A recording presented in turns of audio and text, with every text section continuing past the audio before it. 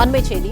கோலிப் உள்ளிட்ட போதைப் பொருட்களை பாதுகாப்பற்ற உணவுப் பொருள் என அறிவிப்பது தொடர்பான விவகாரத்தில் நீதிபதிகள் கருத்து தெரிவித்திருக்கின்றனர்.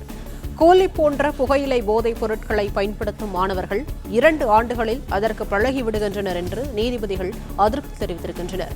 மேலும் அதற்கு பிறகாக அதைவிட மோசமான போதைப் பொருட்களை மாணவர்கள் தேடிச் செல்லும் அபாயம் இருப்பதாகவும் நீதிபதிகள் தெரிவித்திருக்கின்றனர்.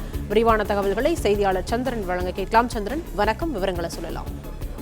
வணக்கம். கூலிப் உள்ளிட்ட போதைப் பொருட்களை பாதுகாப்பற்ற உணவுப் பொருள் அறிவிப்பு தொடர்பான விவகாரத்தை செப்டம்பர் 25 என்னும் மதுரை அமர்வு உத்தரவிட்டுள்ளது.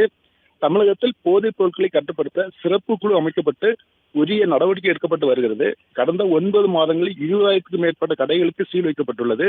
132 டன் போதைப் பொருட்கள் பறிமுதல் செய்யப்பட்டுள்ளன. 36 கோடி ரூபாய் அபராதமாக வசூலிக்கப்பட்ட தமிழக அரசு மதுரை அமர்வில் தெரிவிக்கப்பட்டுள்ளது.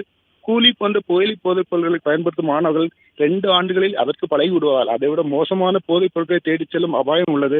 இதில் உடல் ரீதியாகவும் உளவியல் ரீதியாகவும் இளம் தலைமுறையின் மிகுந்த பாதிப்பு உள்ளாகும் என நீதிபதி வருத்தம் தெரிவித்துள்ளார். ஒரு மாநிலத்தில் பாதுகாப்பற்ற உணவுப் பொருளாக அறிவிக்கப்படும் கூலி உள்ளிட்ட போதைப் பொருட்கள் வேறொரு மாநிலத்தில் எப்படி பாதுகாப்பானதாகும் என தெரியவில்லை.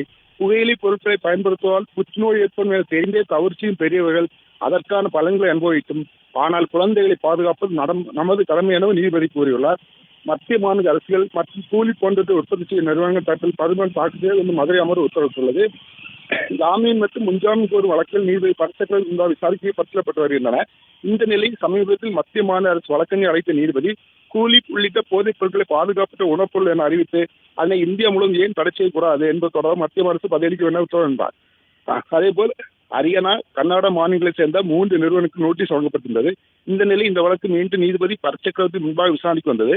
அப்பொழுது தமிழக அரசு தரப்பில் ஆஜரான வழக்கறிஞர் தமிழகத்தில் போதைப் பொருட்களை கட்டுப்படுத்த சிறப்பு குழு அமைக்கப்பட்டு உரிய நடவடிக்கை எடுக்கப்பட்டு வருகிறது. கடந்த 9 மாதங்களில் 20,000க்கும் மேற்பட்ட கடைகளுக்கு சீல் வைக்கப்பட்டுள்ளது. 132 டன் போதைப் பொருள் பறிமுதல் செய்யப்பட்ட என கூறினார். இதைத் தொடர்ந்து நீதிபதி கூலி போன்ற புகையிலை போதைப் பொருட்கள் பயன்படுத்தும் மாணவர்கள் 2 ஆண்டுகளை அதற்கு பழகி விடுவார்கள். அதைவிட மோசமான போதைப் பொருள் தேடி அபாயம் உள்ளது.